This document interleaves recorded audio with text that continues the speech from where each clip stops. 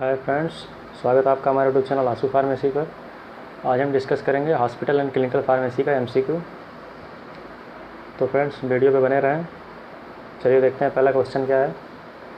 Minimum pharmacist require for very small hospital. Very small hospital के लिए minimum कितने pharmacist require होते हैं? तो फ्रेंड्स वो जो होते हैं वेरी स्मॉल हॉस्पिटल के लिए जो फार्मासिस्ट होते हैं वो 3 फार्मासिस्ट रिक्वायर होते हैं। तो फ्रेंड्स सेकंड क्वेश्चन की तरफ चलते हैं। Snake poison types are. Snake poison जो है कितने प्रकार का होता है? तो फ्रेंड्स इसमें देखिए 4 ऑप्शन दिया हुआ है, neurotoxic, haemotoxic, A and B and none. तो इसमें जो करेक्ट आंसर होगा वो होगा A and B, neurotoxic and haemotoxic. एक प्रकार का जो पॉइजन है न्यूरोटॉक्सिक वो नर्व्स को जो है डैमेज कर देता है, और हीमोटॉक्सिक जो ब्लड को क्लॉट कर देता है। तो इसमें जो करेक्ट आंसर होगा वो A and B. Third question हमारा है TV, AC room, telephone having hospital card. मतलब जिस हॉस्पिटल में टीवी अवेलेबल हो, एसी रूम वगैरह अवेलेबल हो, टेलीफोन वगैरह अवेलेबल हो, तो उसको हम किस कैटेगरी में हम उसको रखेंगे? तो फ्रेंड्स वो जो होगा इलाइट हॉस्पिटल। इलाइट हॉस्पिटल में ये सभी सुविधाएं उपलब्ध होती हैं। और जो बजट हॉस्पिटल होता है, बजट हॉस्पिटल जो होता है, इसमें जो होता है वो गवर्नमेंट वगैरह हॉस्पिटल आते हैं जिसमें जो है बजट पेशेंट का कम लगे, उसको हम बजट हॉस्पिटल बोलते हैं। और एलोपैथिक हॉस्पिटल जिसमें एलोपैथिक मेडिसिन के द्वारा किसी भी डिजीज़ का ट्रीटमेंट किया जाए, उसको एलोपैथिक हॉस्पिटल बोलते हैं। चौथा क्वेश्चन हमारा है floor stock system related to. Floor stock system किस चीज़ से रिलेटेड है? Drug distribution system, drug information services, drug inquiry committee and none. तो इसमें हमारा करेक्ट आंसर होगा वो होगा drug distribution system. Drug distribution system में के अंतर्गत जो है फ्लोर स्टॉक सिस्टम आता है। ठीक है, अब हम चलते हैं नेक्स्ट क्वेश्चन की तरफ। 5वां क्वेश्चन क्या कह रहा है? Which are sterile preparation. Sterile preparation कौन है? देखिए 4 ऑप्शन दिया हुआ है, इंजेक्शन, एनिमा, डिस्टिल्ड वाटर, आल।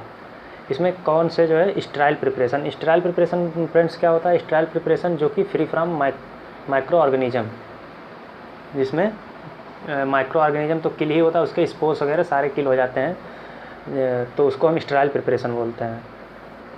और स्टेराइल करने की आवश्यकता क्यों होती है? जिसके द्वारा मतलब मान लीजिए हम किसी मेडिसिन से ट्रीटमेंट पेशेंट का कर रहे हैं, तो अगर वो फ्री फ्रॉम माइक्रो ऑर्गेनिज्म नहीं होगा तो वो बॉडी में एंटर करेगा और तमाम प्रकार के डिजीज़ क्रिएट कर सकता है। इसलिए स्टेरिलाइजेशन जो है मस्ट होता है, जो कि डायरेक्ट हम सिस्टमिक सर्कुलेशन में एंटर कर रहे हैं या फिर किसी बॉडी कैविटी में यूज कर रहे हैं, तो उस प्रिपरेशन को स्टेराइल करना बहुत ज़रूरी होता है। तो फ्रेंड्स इसमें जो हमारा सही आंसर होगा वो है आल। इंजेक्शन देखिए डायरेक्ट हम सिस्टमिक सर्कुलेशन ब्लड में आईवी या आईएम के द्वारा हम देते हैं। एनिमा देख लीजिए रेक्टम के थ्रू अप्लाई किया जाता है, तो एनिमा भी स्टेराइल होना ज़रूरी है। डिस्टिल्ड वाटर मतलब जो उसके साथ में आता है, जैसे मान लीजिए कोई पाउडर फॉर्म में इंजेक्शन है और उसको उसके साथ में घोलने के लिए जो है डिस्टिल्ड वाटर, स्टेराइल वाटर जो आता है उसको डिस्टिल्ड वाटर बोलते हैं। तो इसमें जो करेक्ट आंसर होगा वो आल। 6वां क्वेश्चन हमारा कह रहा है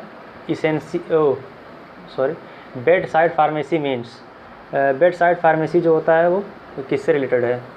तो फ्रेंड्स इसमें बताना है बेड साइड फार्मेसी किससे रिलेटेड है। तो बेड साइड फार्मेसी जो है वो है पहला ऑप्शन हमारा इसमें करेक्ट आंसर है, essential drug available inside of bed.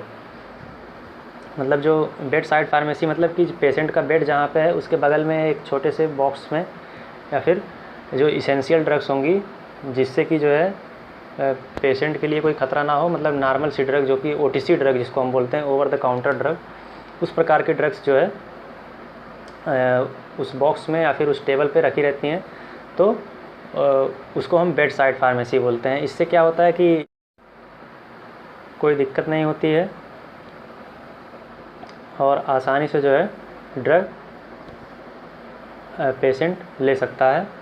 और नारकोटिक ड्रग तो उसमें होंगी नहीं, क्योंकि नारकोटिक ड्रग रहेगा तो पेशेंट उसको ओवरडोज इस्तेमाल कर सकता है, तमाम प्रकार की जो है टॉक्सिसिटी हो सकती है उससे। तो इसेंशियल ड्रग जो होती हैं बेड साइड फार्मेसी के अंतर्गत में आती हैं, जो इसेंशियल ड्रग्स होती हैं OTC ड्रग, उनको जो है हम बेड साइड में रखते हैं ताकि नर्सेस को जो है कोई दिक्कत ना हो, बार बार पेशेंट के पास ना आना पड़े।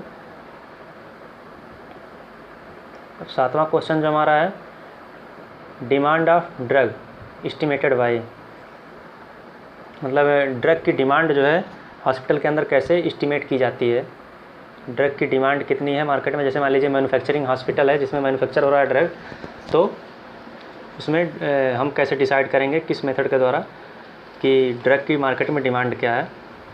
तो उसमें जो होता है कैजुअल मेथड के द्वारा हम अप्लाई करते हैं, एस्टिमेट करते हैं कैजुअल मेथड के द्वारा, जजमेंटल मेथड के द्वारा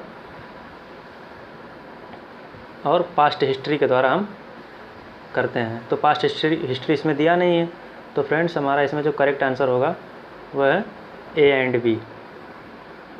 A and B is the correct answer. 8 number question, which factor affect on make और बाय डिसीजन, कौन सा फैक्टर है जो है मेक और बाय डिसीजन को अफेक्ट करता है। इसमें हमारा है quality, quantity, cost and services. इसमें जो करेक्ट आंसर होगा वो है ऑल।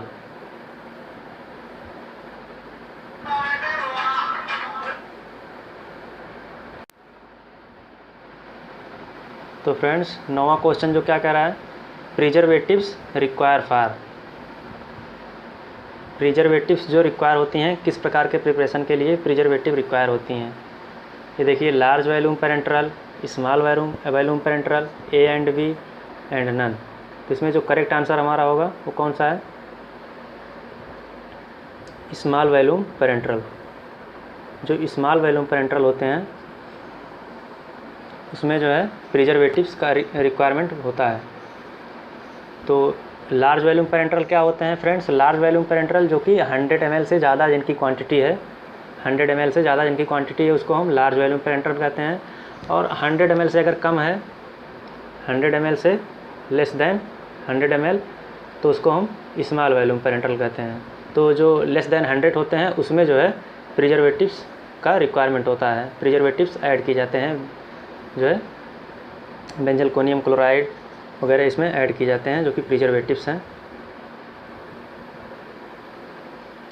10वां क्वेश्चन हमारा कह रहा है, personal for sterile manufacturing should be, मतलब जो पर्सन जो स्टेराइल मैन्युफैक्चरिंग में है उसको कैसा होना चाहिए, good health, no dermatological infection, A and B and none. जिसमें हमारा करेक्ट आंसर होगा वो है A एंड B। जो पर्सन हमारा स्टेराइल मैन्युफैक्चरिंग में काम कर रहा है उसको, उसका हेल्थ जो है अच्छा होना चाहिए और डर्मेटोलॉजिकल उसको कोई इन्फेक्शन नहीं होना चाहिए, कोई लीजियन घाव वगैरह नहीं होना चाहिए, किसी भी प्रकार का मतलब स्किन से रिलेटेड कोई इन्फेक्शन ना हो। तो हमारा जो करेक्ट आंसर होगा वो A and B। A and B is the correct answer. तो फ्रेंड्स ये 10 क्वेश्चन का वीडियो रहा। बहुत बहुत धन्यवाद आपका कीमती समय देने के लिए।